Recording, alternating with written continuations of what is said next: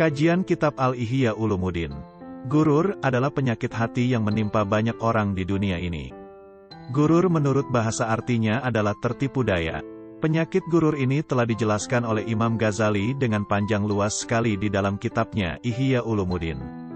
Penyakit gurur ini sangat membahayakan sekali, sebab kebanyakan orang yang menderitanya tidak merasa bahwa mereka terserang penyakit gurur ini.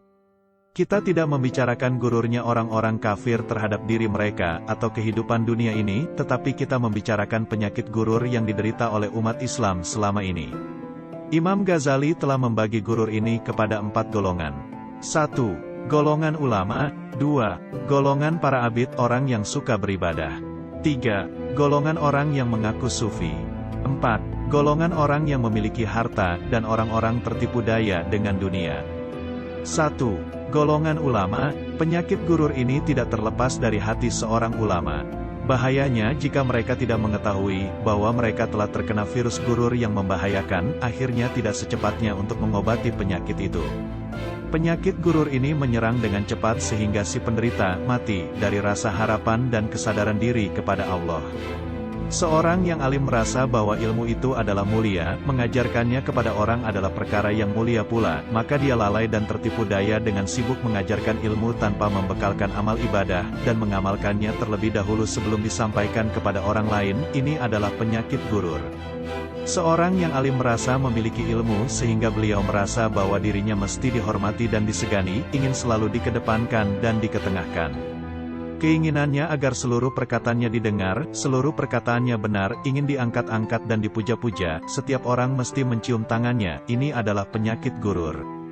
Seorang ulama yang alim dengan ilmu syariat dan selalu mengamalkannya kemudian mengajarkannya kepada orang lain, tetapi beliau tidak memahami ilmu makrifat kepada Allah, dengan alasan bahwa tidak ada ilmu tersebut, maka ini juga bagian dari orang yang memiliki penyakit gurur.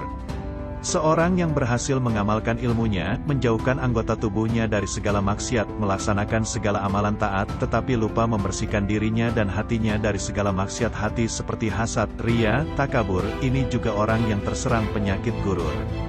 Seorang ulama yang mengamalkan segala taat dan menjauhkan segala maksiat, beliau merasa bahwa dirinya bersih dan dekat dengan Allah, maka ini juga penyakit gurur, sebab Allah lebih mengetahui keadaan hati para hambanya. Seorang ulama yang sibuk dengan berjidal, berdebat bukan untuk mencari kebenaran tetapi untuk mencari ketenaran dan kehebatan, bila mampu mengalahkan lawan maka dia tergolong orang yang hebat dan alim, ini juga tergolong penyakit gurur. Seorang ulama yang selalu berdakwah dan berceramah dengan menyampaikan untaian kata-kata yang indah, dapat menarik perhatian para pendengar, sehingga mendatangkan peminat-peminat yang banyak, pengikut yang setia, lupa dengan tujuan dakwah yang sebenarnya, sibuk hanya mencari ketenaran dan nama. Penyakit ini juga tergolong gurur. 2. Golongan abid. Kegiatan ibadah juga dapat membawa seseorang tertipu daya dengan diri sendiri, sehingga bukan menjadikan diri semakin dekat dengan Allah, bahkan membuat diri menjadi jauh. Di antara contohnya, seseorang yang sibuk dengan ibadah-ibadah sunnah dan fadilah, tetapi melupakan dan meninggalkan ibadah-ibadah wajib, seperti sibuk melaksanakan salat sunnah malam tetapi meninggalkan salat subuh karena ketiduran dan kelelahan ketika waktu malamnya, atau senang dengan salat tarawih tapi masih punya hutang salat fardu, belum diqodho. Orang yang sibuk mengambil air wudhu dan berlebih-lebihan di dalam membasuhnya disebabkan was-was yang datang di dalam hati mengabarkan bahwa wudhunya tidak sah. Penyakit was-was yang menimpa pada setiap ibadah merupakan bagian gurur juga. Seseorang yang terlalu sibuk membaca Al-Quran, tetapi tanpa mau memikirkan dan memahami segala makna-maknanya, sehingga tidak memahami apa maksud atau penjelasan-penjelasan dari yang ia baca setiap hari.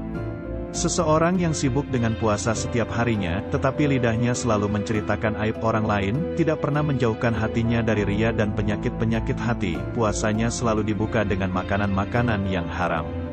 Seseorang yang menunaikan ibadah haji hanya karena ingin digelar dengan haji, tidak mengikhlaskan diri untuk melaksanakan amal ibadah haji, tidak meninggalkan segala kejahatan-kejahatan, melaksanakan ibadah haji agar dipandang orang dan dianggap orang kaya. Seseorang yang mengamalkan ibadah sunnah dan fadilah merasakan ibadah tersebut nikmat dan lezat, mendapatkan kekhusyuan, tetapi jika melaksanakan ibadah yang wajib dan fardu tidak merasakan kenikmatan dan kekhusyuan. Seseorang yang melaksanakan zuhud dan ibadah, bertaubat dan berzikir, merasakan bahwa dia telah sampai kepada derajat kezuhudan, telah sampai kepada derajat makrifah kepada Allah, padahal hatinya masih tersimpan segudang kecintaan terhadap dunia, mengharap pangkat dan kedudukan, mengharap pujian dan penghormatan. 3. Golongan orang yang mengaku sufi. Seseorang yang mengaku sufi, menggunakan pakaian-pakaian tertentu, bergaya dengan gaya ulama-ulama sufi, berzikir dengan menari dan nyanyian-nyanyian pemenuh hawa nafsu, menganggap diri telah sampai kepada Allah, menganggap mendapat ilham dan kasyaf. Inilah termasuk mereka yang tertipu, gurur. Seorang yang mengaku sufi, merasa telah berbuat zuhud dan wara, memakai pakaian yang usang dan berbau, mementingkan bersih hati, tetapi segala anggota tubuh kotor dengan maksiat dan dosa. Ini adalah penyakit gurur. Seseorang yang mengaku sufi, tetapi tidak mengikuti jalan para ulama-ulama pembesar sufi seperti Imam Abu Qasim al-Junaidi al-Baghdadi dan yang lainnya, mengaku telah sampai kepada fanafillah dan bakafillah, tidak menjadikan Al-Quran dan Sunnah sebagai pegangan, menghina syariat dan memuja-muja hakikat. Ini adalah penyakit gurur. 4. Golongan orang yang memiliki harta dan orang yang tertipu daya dengan dunia. Seseorang yang menganggap bahwa harta dan uangnya yang mampu menyelamatkannya dan memuliakannya di permukaan dunia ini, harta merupakan pujaan dan ketinggian, memiliki harta berarti memiliki kebesaran dan kesenangan yang hakiki, sehingga lupa membayar zakat, menyantuni orang miskin, dan bisa berbuat sesuka hatinya. Ini adalah penyakit gurur. Seseorang yang membangun masjid, menyantun anak yatim, membantu korban bencana alam, tetapi ingin dipuji dan dibesar-besarkan kebaikannya, agar orang menyanjungnya dan menggelarnya seorang yang dermawan. Ini adalah penyakit gurur. Dengan memahami hal yang demikian, semoga kita semua tidak termasuk golongan orang-orang yang terkena penyakit gurur, tipu daya, penyakit yang menjadikan seorang hamba jauh dari ridha Allah Ta'ala. Semoga kita bisa terus istiqomah dan mengetahui bisikan nafsu di dalam diri ini. Dan semoga Allah menjauhkan kita dari sifat gurur ini.